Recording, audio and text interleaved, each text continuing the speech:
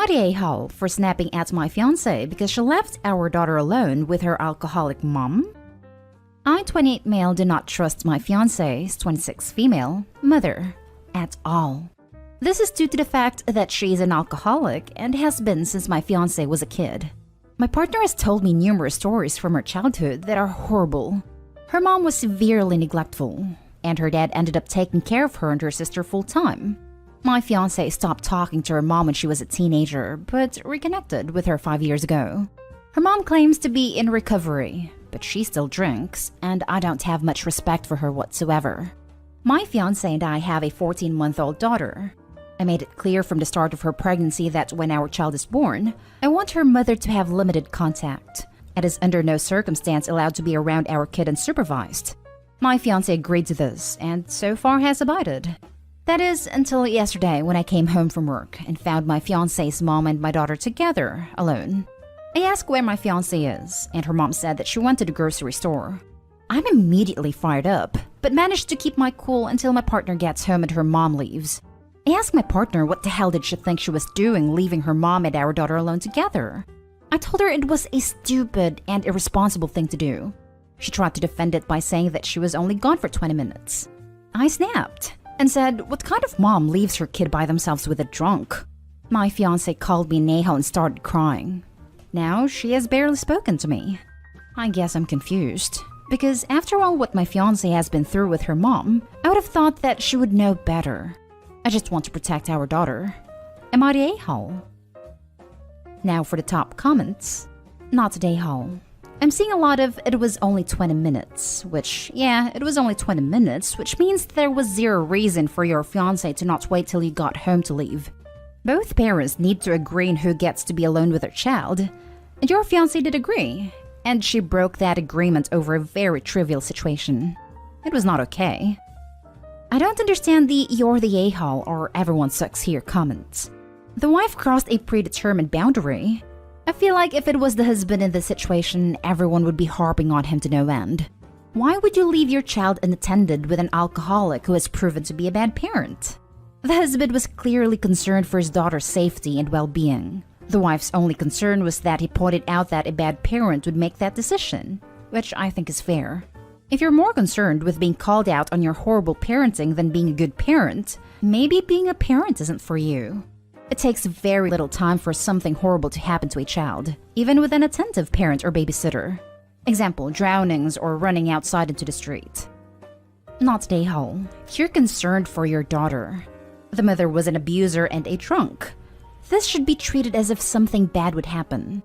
The mother needs to be supervised with her grandchild, and your wife didn't even talk to you about leaving their daughter alone. Maybe your wife leaves her child alone with others. Your wife needs to reevaluate how to be a good parent. Hi, mistreated daughter of an alcoholic mother here. This is going to be an unpopular opinion, but I think a little bit of compassion goes a long way. Everyone sucks here. Your fiancé for leaving your daughter with her mom, and you for your reaction to this. Plus for how you approached the situation regarding grandma's level of contact with your daughter. Your fiancé is the one who went through the trauma with her mother, not you. She's the best judge of her own mother's character. The way you said, my fiancé agreed to this and so far has abided, makes me wonder how you talked to her about it. Did you have an actual conversation with her where the both of you came to a mutual conclusion, where both of you are active participants? Or did you just put forth your demand while she was pregnant with her child? If the latter, she opened up to you about her traumatic experiences, and you used them to put her in adversarial position when you really didn't need to.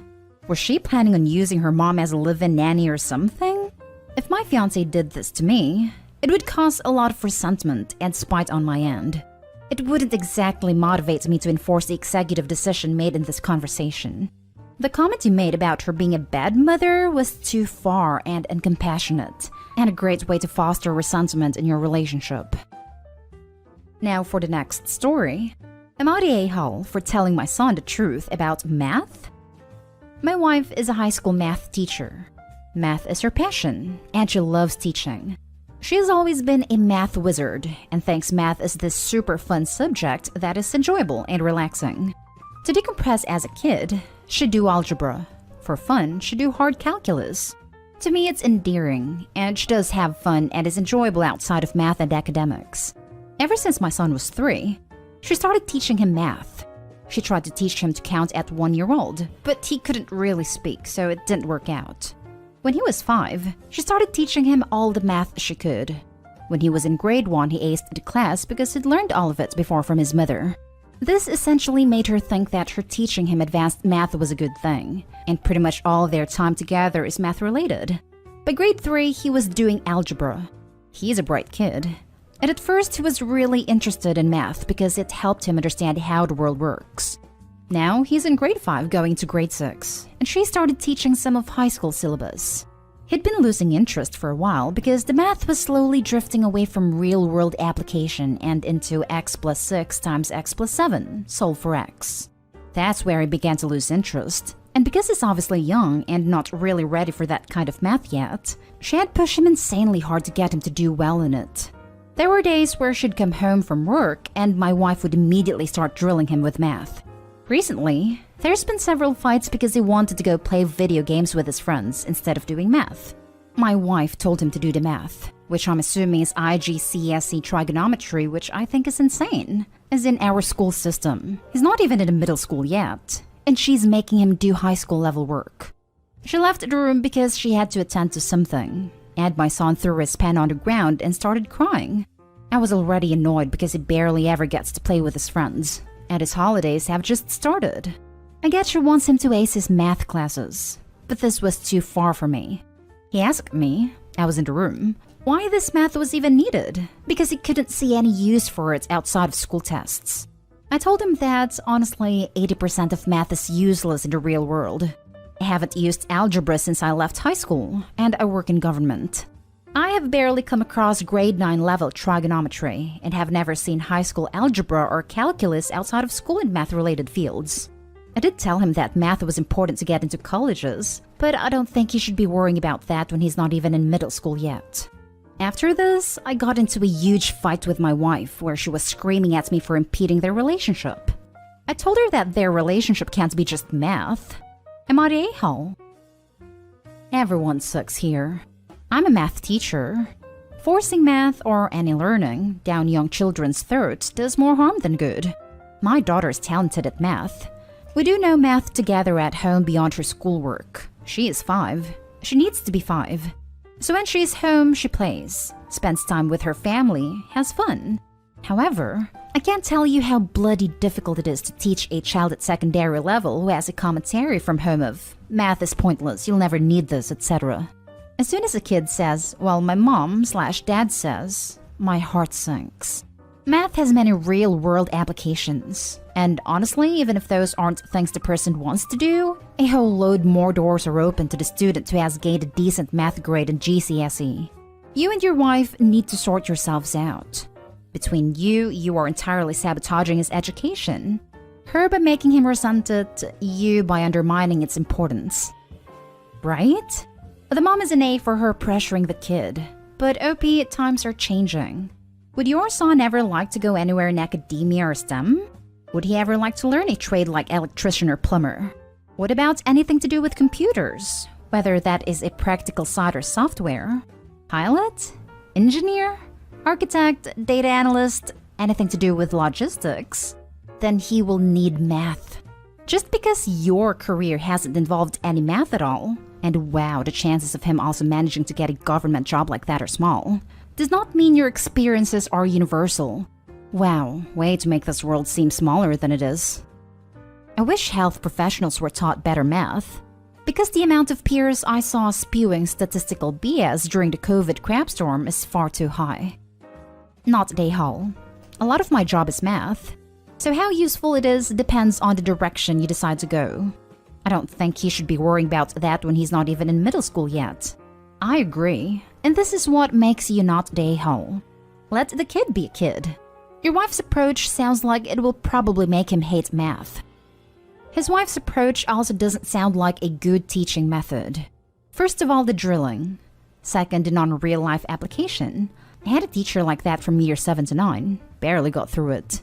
Then I had an awesome teacher year 10 to 13 and suddenly got only A's and B's. And third, not taking criticism on math. Next story. Am I the a-hole for telling my daughter we're having financial problems? I, 36 female, adopted my niece, Haley, 8 female, when she was 14 months old. Haley is beautiful, kind, and smart, and is the best thing that ever happened to me. I own my own restaurant, and the shutdowns affected us, but I rent out a few houses and apartments, so I still had an income. And my best friend, Amy, 36 female, and her daughter Grace, 7 female, moved in with us in January because she wanted to go back to school and wanted to save money. This arrangement was perfect because with her school schedule and my work schedule, one of us was always home with the girls, and we rarely had to pay for childcare. Now, between my restaurant, the rent from the houses and apartments, and some investments, Haley and I were pretty comfortable. There was recently a fire at my restaurant, and we're going to be out of business for a while. On top of that, one of my apartments flooded, and the repairs aren't cheap. Haley walked in on me and Amy talking about our financial situation and budgeting. She asked what we were doing, and I said that Amy and I were trying to find ways that we could save money. She asked why we were doing that, and I told her that with the fire and flood, money's tight right now, and told her that we'll be okay in a few months.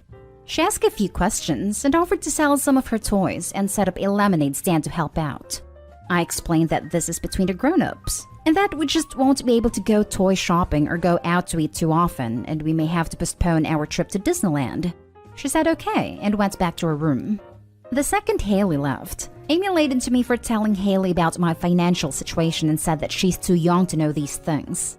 In my opinion, telling an 8-year-old mommy's not making that much money right now so we can't go out to eat or get new toys that much, everything's gonna go back to normal in a few months, isn't going to scar them for life. Am I the a-hole for telling my daughter that we're having financial problems? Not the a-hole. Kids pick up on things. You explained she had no reason to be concerned about food, shelter, or other necessities, just that you'd need to be more careful with money. What you described sounded age-appropriate and reassuring to me. Follow-up with her is needed to make sure she's okay and not overly worried. I'll definitely check on her and make sure that she's okay, but right now she seems perfectly happy. I'm sure she's absolutely fine. What you said sounds perfectly reasonable and age-appropriate. I'd definitely follow up with a conversation about how you appreciate her offer. Not day-hole at all. Not day-hole. She's asked a few questions and offered to sell some of her toys and set up a lemonade stand to help out. She clearly understands how income and savings work. So no, she's obviously not too young. Haley would have picked up on what was going on. Kids realize a lot more than people give them credit for. The honesty will go a long way here, and will keep her from worrying about something she didn't need to. Not day-hole. I think you offered an excellent age-appropriate answer to your daughter's question. You also showed her you would always be honest when she asks you something. Plus, Amy has zero say in how you raise your own daughter. Not day-hole. This is how you teach kids how the world works. Sometimes the extras need to be cut back, so the necessities can comfortably be affordable. Budgeting and belt tightening. And also how you boost her confidence in you and your ability to provide during times of crisis. You explained in kid-appropriate language. You didn't catastrophize. You assured her you had it handled. Perfectly done. Last story is titled, Am I the a-hole for wanting to elope after my parents cut my wedding budget in half? I'm recently engaged and I've started planning my wedding. I'm the only girl and my parents make good money, about $450,000 yearly, so they've always said they'd pay for my wedding when I decide to get married. I set my budget around $25,000 and started getting estimates on venue, photographer, videographer, etc. My dad said the budget was $40,000, which I knew I'd be way below, so I wouldn't have to stress about DIYing the whole thing and enjoy the planning process. My mom has consistently pushed me to cut corners and have a cheaper wedding, and said she'd give me a few thousands as a gift if I do. Note, my mom is notorious for backtracking on promises when it comes to money. My fiancé and I agree would rather have a nice, put-together wedding than accept a gift. Might I restate, she backtracks on these decisions last minute too often for me to trust it.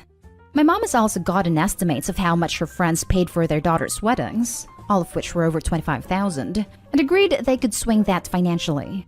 The kicker here is after those two estimates were thrown out, my parents backtracked and gave me a final wedding budget of $20,000.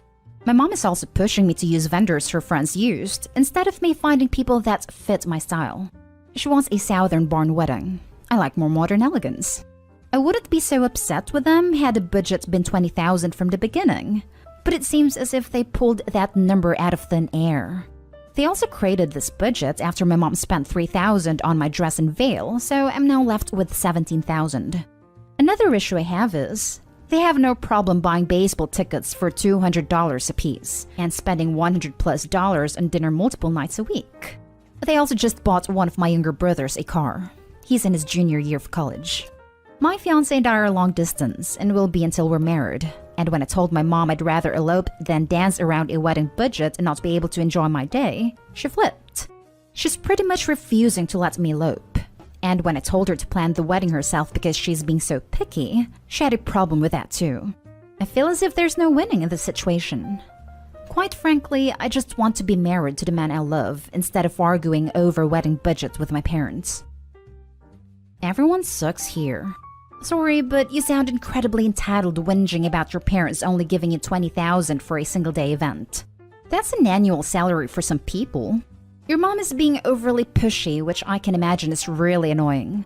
If she offered to pay for a wedding as a gift, then it should be yours to design. If you want to elope, then do it. Edit. Some people seem to be getting really annoyed with the judgments I have made. But there is no denying the mom is an a-hole for being so controlling and changing the budget. But I stand by my statement that OP sounds entitled, and that makes this a solid everyone sucks here for me. Especially when they say they have an issue with parents spending $100 on a meal. While I understand and agree that this is insanely expensive wedding is a clear example of entitlement, OP is not the a-hole in this situation. OP's parents gave them an original budget, one that was $15,000 above what they were planning on using. Then after planning begun, the parents went back on their word and cut the budget in half. It doesn't matter if the original budget was $40,000 or $4,000, they still went back on a promise and are trying to control OP's wedding. Also, the fact that OP is perfectly fine with just eloping rather than spending so much money on something they don't want proves not the a-hole even further. They'd be spending maybe $1,000 rather than thousands. She's pretty much refusing to let me elope. Lol. And how will she stop you? Not the a-hole at all. If you and your partner want to elope, then go for it. It's about the two of you and no one else. If other people are making the whole wedding thing into a nightmare of drama and BS, then eloping sounds like a pretty good idea to me. Right? You don't need your parents' permission to elope. In fact, it wouldn't be eloping if you had their permission.